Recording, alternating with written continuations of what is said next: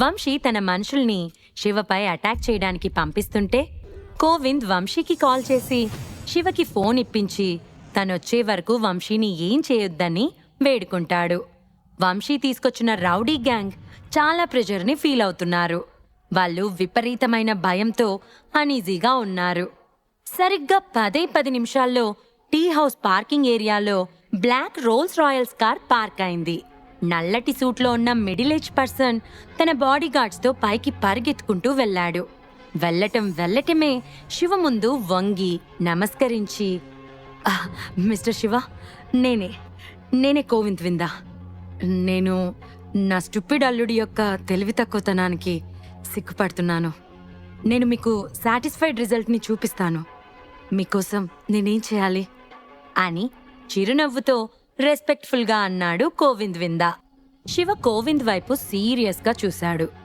వయసు 50 సంవత్సరాలుంటుంది. కాస్త లావుగా ఉన్నాడు. డిగ్నిఫైడ్ ఫేస్తో బ్రైట్ ఐస్తో చూడటానికి చాలా కూల్గా ఉన్నాడు. శివ అతన్ని కలవడం ఇదే ఫస్ట్ టైం. అయితే కోవింద్ని చూడగానే అతను చాలా క్వైట్ పర్సన్ అని, అతని వర్కింగ్ స్టైల్ కూడా సొఫిస్టికేటెడ్గా ఉంది అని అనుకున్నాడు. కోవింద్ శివకి హలో చెప్పిన వెంటనే అతని ఫేస్ చాలా కోపంగా మారిపోయి వంశీ అతని బాడీగార్డ్స్ టీం వైపు సీరియస్గా చూస్తూ, ఇంకా ఇక్కడేం చేస్తున్నారు? ఇక్కడి నుంచి వెళ్ళిపోండి అని చాలా కోపంగా అనటంతో అందరూ మెల్లగా వెనక్కి వెళ్లారు. ఈ రౌడీలందరూ కోవింద్ యొక్క అండర్ గ్రౌండ్ కంపెనీస్కి చెందిన వాళ్ళు, కోవింద్కి సర్వెంట్స్.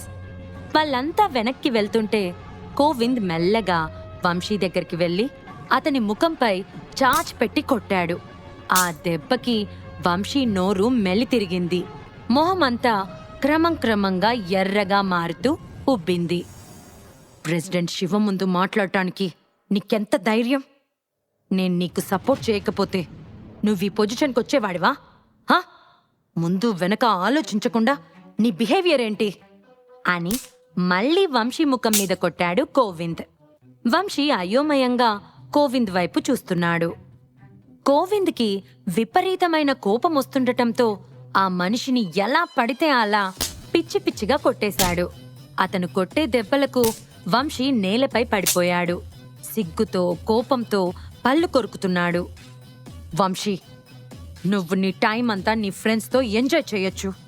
అండ్ నువ్వు మన సర్కిల్లో నా వల్ల ఎంతో రెప్యుటేషన్ని పొందావు. అయినా సరే ఇలా ప్రతి చోట గొడవలు పెట్టుకోవడానికి నీకు సిగ్గుగా లేదా? నా కూతురు మొహం చూసి నిన్ను ప్రతిసారి విడిచిపెడుతున్నాను, పూర్ ఫెలో అని కోల్డ్ వాయిస్తో అరిచాడు కోవింద్. తన అంకుల్ కొట్టే దెబ్బల ఫేస్తో వంశీ ఇంకేం మాట్లాడే ధైర్యం చేయలేదు. నిజం చెప్పాలంటే వంశీ తండ్రి కూడా కోవింద్ ముందు మాట్లాడటానికి ధైర్యం చేయడు. అందరికీ తెలిసిన విషయం ఏంటంటే తనే కనుక కోవింద్ కూతుర్ని పెళ్లి చేసుకోకపోతే తన ఇంట్లోనే తనకు ఒక పొజిషన్ ఉండకపోయేది. అందుకే నోరు మూసుకొనున్నాడు Vamsi. Mister Shiva, I'm so sorry. నాకిలాంటి స్టూపిడ్ అల్లుడు దొరికాడు అని వంశీని చావగొట్టాక శివతో అన్న కోవింద్ మెల్లగా నిట్టూర్చాడు.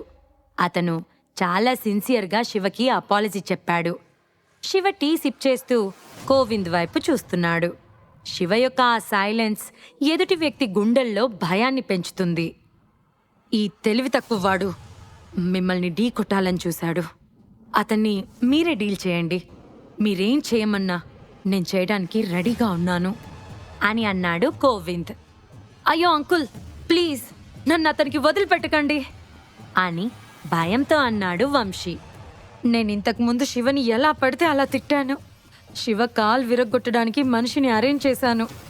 అదే కనుక జరుగుంటే ఈ పాటికి నా ప్రాణాలు గాల్లో కలిసిపోయేవి అని అనుకున్నాడు వంశీ. అతన్ని షాక్కి గురిచేసిన మరో విషయం ఈ శివ పట్ల తన మామగారైన కోవింద్ వైఖరి. ఆయన శివతో చాలా రెస్పెక్ట్ఫుల్గా ఉన్నాడు. అతను ఎన్నో సంవత్సరాలుగా కోవింద్తో ఉన్నాడు. ఇలాంటి ఎన్నో సిచ్యువేషన్స్ ఫేస్ చేశాడు. కానీ ఏ రోజు ఇలాంటి సిచ్యువేషన్ని చూడలేదు. శివ వయసు ఓ 25 సంవత్సరాలుంటాయేమో. అతను చాలా చిన్నవాడు. అతనికి కోవింద్ ఎందుకు ఇంత రెస్పెక్ట్ ఇస్తున్నాడో, శివ యొక్క బ్యాక్గ్రౌండ్ ఏంటి అనేది వంశీకి పెద్ద ప్రశ్నలా మిగిలిపోయింది. షటప్ యూ ఇడియట్, తెలివి తక్కువ పని చేసేటప్పుడుండాలి అని వంశీ ముఖం మీద కొట్టిన గోవింద్, మిస్టర్ శివ, ఇక వీడిని మీరే డీల్ చేయాలని కోరుకుంటున్నాను. మీరు కనుక నా మీద నమ్మకం ఉంటే ముందు మీ మోకాలపై పడేలా చేస్తాను అని అన్నాడు. శివ అప్పటికి ఏం మాట్లాడలేదు. దాంతో గోవింద్ వంశీ కాళ్లపై తన్నాడు. అంతే, వంశీ అప్పటికే అవమానపు ముఖంతో తలదించుకొని శివ కాళ్లపై మోకరిల్లాడు. మిస్టర్ శివ, ఇప్పుడేం చేయమంటారు? ఇప్పుడేం చేయాలంటారు? వీడికి నిజంగా ఎలా బతకాలో తెలియదు, ఎలా చావాలో తెలియదు అని శివ వైపు చూస్తూ అన్నాడు గోవింద్. శివ ఎగతాళిగా గోవింద్ వైపు చూశాడు. అతనికి గోవింద్ యొక్క ఆట క్లియర్గా అర్థమవుతుంది. రాగానే వంశీని కొట్టడం స్టార్ట్ చేశాడు. వంశీని తన కాళ్ళపై పడేసి చివరికి శివ యొక్క ఒపీనియన్ అడుగుతున్నాడు. ఇప్పుడు వంశీ తన కాళ్ళ దగ్గరుంటే మాత్రం తను వంశీని క్షమిస్తాడా? వెరీ గుడ్ గోవింద్, ఏం చేయాలో నన్ను అడుగుతున్నావు, పర్లేదు అని వెటకారంగా అన్న శివ వంశీ వైపు సీరియస్గా చూస్తూ, ఇంతకు ముందెవడో నా కాళ్ళు విరగ్గొట్టాలి అని ఆశపడ్డాడు. నువ్వు వాడి కాళ్ళు విరగ్గొడతావని నేననుకుంటున్నాను అని అన్నాడు. ఆ మాటతో వంశీ షాకింగ్ ఎక్స్ప్రెషన్తో శివ వైపు చూస్తున్నాడు. అతని కళ్ళు చాలా కోపంగా ఉన్నాయి. అతను ఇప్పటికీ కావలసినంత సెల్ఫ్ రెస్పెక్ట్ని ఇచ్చాడు. కానీ ఇంకా శివ తనని ఇలా చేస్తాడని అతను ఎక్స్పెక్ట్ చేయలేదు. ఎవ్వరూ ఊహించని విధంగా నేను వెళ్ళి శివ కాళ్ళు పట్టుకున్నాను. అయినా కూడా ఈ శివ నా మీద కనికరం చూపట్లేదు. ఎంత దారుణం అని అనుకున్న వంశీ, లేదంకుల్, నువ్వు అతని మాట వినటానికి వీల్లేదు. అతను చాలా యారగెంట్గా ఉన్నాడు అని అప్పటి వరకు అణచివేయబడిన అతనిలోని కోపం ఒక్కసారిగా పెరిగి, నేను నీకు క్షమాపణ చెప్పాను, ఇంకా నా తప్పు సరిదిద్దుకోవటానికి మోకరిల్లాను. అలాంటిది నా కాలే తీయాలనుకుంటున్నావా? మా మామయ్య నీకు ఎంత రెస్పెక్ట్ ఇస్తే మాత్రం నువ్వు స్వర్గానికి రాజులా ఫీల్ అవుతున్నావా అని అతని వాయిస్ వినిపించిన వెంటనే లంబు పరిగెత్తుకుంటూ వచ్చి వంశీని ఒక్క తన్ను తన్నాడు. వంశీ 10 మీటర్ల అవతలికి పోయి మూలన పడి గట్టిగా అరిచాడు. మిస్టర్ శివ ముందు అరవటానికి నీకెంత ధైర్యం? మీ మామయ్య రాకుంటే ఈ పాటికి నువ్వు చచ్చిపోయేవాడివి. ఆ విషయం తెలుసా నీకు అని సీరియస్గా అన్నాడు లంబో. వంశీ కోపంగా చూస్తూ లేవకుండా ఉన్నాడు. లంబో విసిరిన విసురుడికి పెరాలసిస్ వచ్చినట్లు అయిపోయాడు. అతని బాడీలో ఉన్న ఎముకలన్నీ దాదాపుగా రిపేర్కి వచ్చాయి. అతనికి ఎంత స్ట్రెంగ్త్ ఉన్నా దాన్ని యూజ్ చేసుకోలేకపోతున్నాడు. నువ్వింకా మిస్టర్ శివతో బేరసారాలు చేస్తున్నావా? అసలు శివ సార్తో మాట్లాడటానికి నీ క్వాలిఫికేషన్ ఏంటి అని గోవింద్ వైపు నవ్వుతూ చూస్తూ అన్నాడు లంబో. గోవింద్ ఇబ్బందిగా చూస్తున్నాడు. ఏదేమైనా వంశీ తన అల్లుడు. అతని కాళ్ళు విరగ్గొట్టేంత హర్ట్ అతనికి ఎలా ఉంటుంది? మిస్టర్ శివ, మీరు చాలా కోపంగా ఉన్నారని నాకు తెలుసు. వీడు నిజంగా చచ్చిపోవడానికి అర్హుడు. కానీ మీరు నా మొహం చూసి వాడిని డీల్ చేయండి అని ఇబ్బందిగా ఫేస్ పెట్టి అన్నాడు గోవింద్. నేను నీ ముఖం చూసే ఇప్పటి వరకు వెయిట్ చేశాను, కానీ నువ్వు దాన్ని సీరియస్గా తీసుకున్నట్లు లేవు అని సీరియస్గా అన్న శివ, నేను నిన్నొక విషయం అడగాలనుకుంటున్నాను. అజయ్ నా మనిషిని నీకు నేను మొదట్లోనే చెప్పాను. అతను సేఫ్గా ఉండాలని నేను కోరుకున్నాను. నువ్వు నా మాటల్ని పెద్దగా పట్టించుకున్నట్లు లేవు అని కూల్గా అన్నాడు. అతని ప్రశాంతమైన వాయిస్ కింద ఉన్న చాలా డేంజరస్ థాట్స్ ఎదుటి వ్యక్తికి క్లియర్గా అర్థమవుతున్నాయి. ఎంతోమంది హేమాహేమిల్ని చూసినవాడు గోవింద్. అతను కూడా శివ వాయిస్ ఎక్స్ప్రెషన్కి వణికిపోతున్నాడు. అతని ఇన్నర్ ప్రెషర్ సడన్గా రైజ్ అవుతుంది. మిస్టర్ శివ, మీరు ఏదో కొన్ని మిస్అండర్స్టాండింగ్స్ చేసుకొని ఉండొచ్చు. అజయ్ వింద ఫ్యామిలీలోనే ఉన్నాడు. అతన్ని ఎవ్వరూ సఫర్ చేయడం లేదు అని నవ్వుతూ అన్నాడు గోవింద్. మిస్టీరియస్ ఎల్డర్ అయిన శివ ఫేస్ గోవింద్లో విపరీతమైన భయాన్ని కలిగిస్తుంది.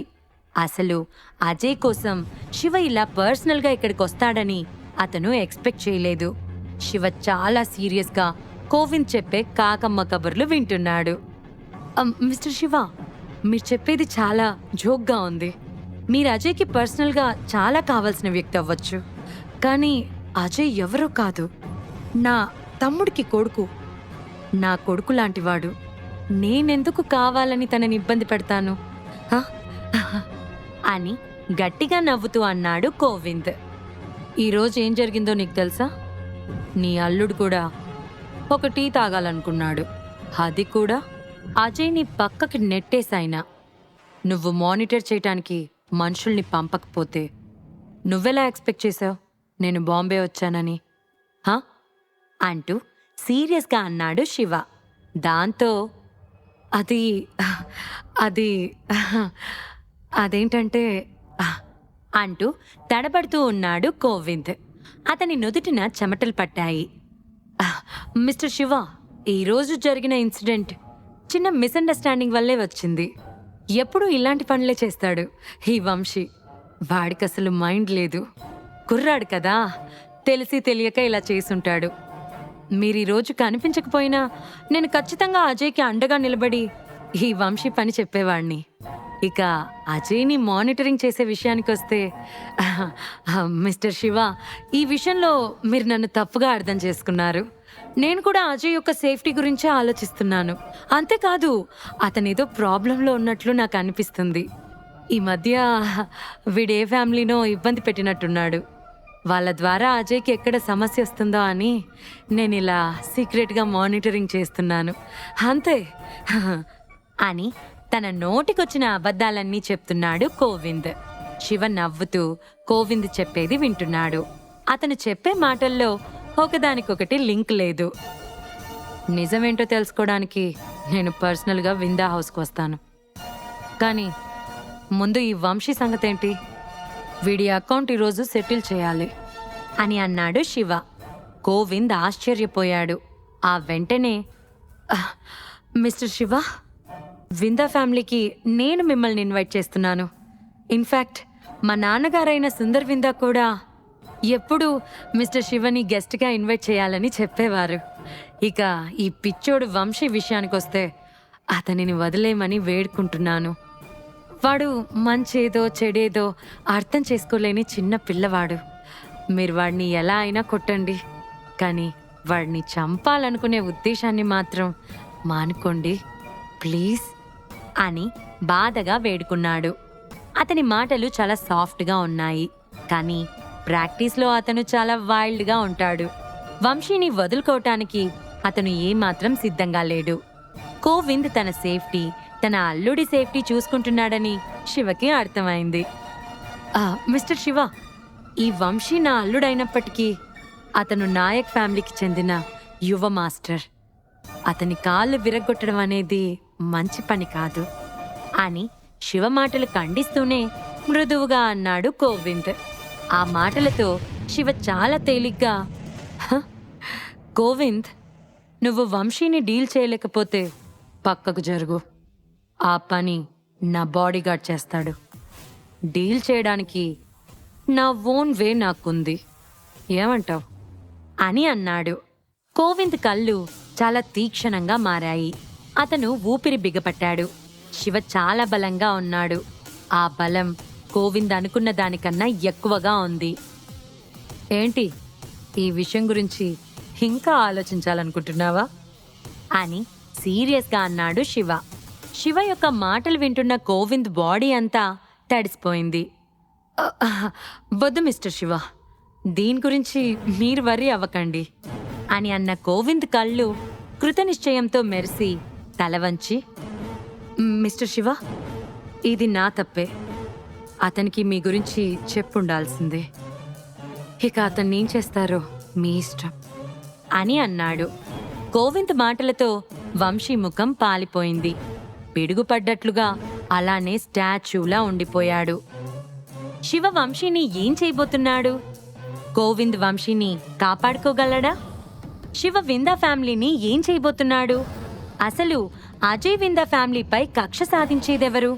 ఈ ప్రశ్నలకు సమాధానాలు తెలుసుకోవాలంటే నెక్స్ట్ ఎపిసోడ్ వినాల్సిందే. క్రింద ఇచ్చిన లింక్ ని క్లిక్ చేసి పాకెట్ ఎఫ్ఎం యాప్ ని ఇన్స్టాల్ చేసుకోండి. Stay tune to pocket FM.